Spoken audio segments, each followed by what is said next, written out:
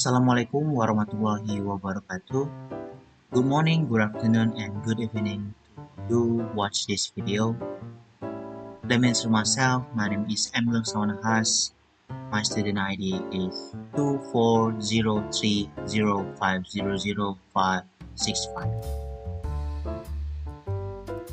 Respectfully to our lecturer, Ma'am Dewi Murni, SS, M. and my fellow friends.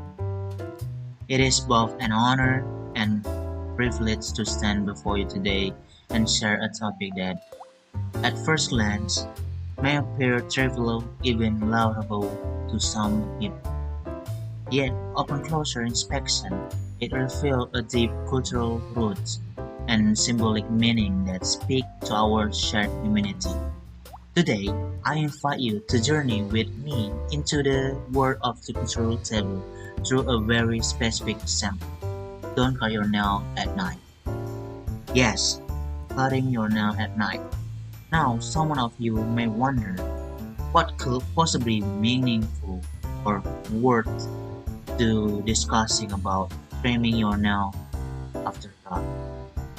Let me assure you, this seemingly simple practice holds a wealth of cultural, historical, and spiritual insight, especially within Southeast Asia communities such as Indonesia, Malaysia, even part of Japan and Philippines. Unpacking the belief. The belief itself is straightforward. Do not cut your nail at night, but the meaning behind is anything but simple. In the pre-modern era, before electricity was widely available, nighttime activities were often associated with risk and danger. Dim lighting meant greater chance of injuring yourself. Cutting your nail with sharp tool could be easily lead to wounds, infection, and even serious health issues. So, their origin may be practical, but over time, it evolved into something deeper. This prohibition was no longer just about avoiding injury, but also became tied to superstition, spirituality, and moral guidance. In some cultures, night is symbolically linked to world of spirits or death. Cutting your nail at night therefore was seen as inviting misfortune or, in some belief, even a sign that death is near. Living cultural value. What we see here is a power sample of what anthropologists and sociologists refer to as living cultural values. Values that are passed down not through but through ritual, storytelling, and everyday practice. These taboos may not always be logical from a modern scientific perspective, but they are rich by symbolic function.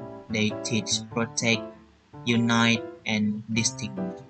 By telling a child, don't cut your nail at night, parent isn't just enforcing a rule that connecting the child to larger cultural narrative, reinforcing community norms and protecting tradition. Why we talk about this today?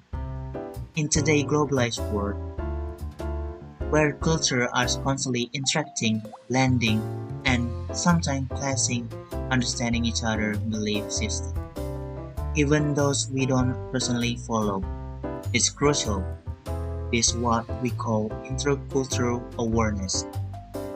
Intercultural awareness doesn't mean we must agree with every cultural tradition. Rather, it calls us to recognize and respect that behind every custom, no matter how unfamiliar, there is worldview, story, and set value that meaningful to someone. Imagine walking into someone's home and laughing at their tradition. Would we not see that as disrespect is respectful.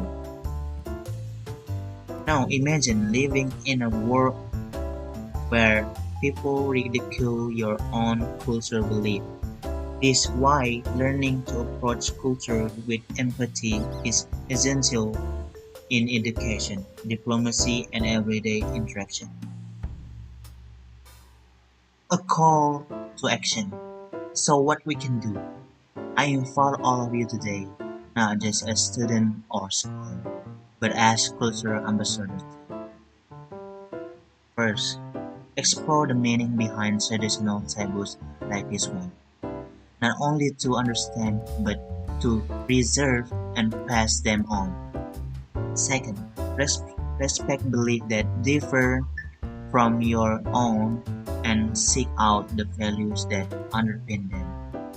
Third, document cultural wisdom before it fades, because what may seem old-fashioned today might carry the wisdom the future needs. Fourth, promote dialogue, not division. Be the bridge between generations, between culture, between worlds. Remember, what may sound like superstition often contains a deeper moral message, a community history, or let us not be too quick to dismiss traditional belief as mere myth or outdated custom. Sometimes it is a small everyday practice, like the act of not cutting your nail at night, that the essence of the culture lives on.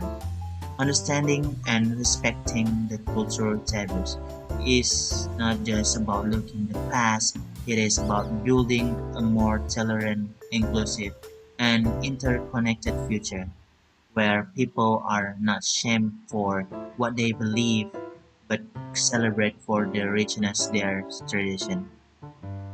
Let's start small. Let's start here. Let's start with listening and learning. Thank you very much for your time, and that's all for me. Thank you. Wassalamualaikum warahmatullahi wabarakatuh.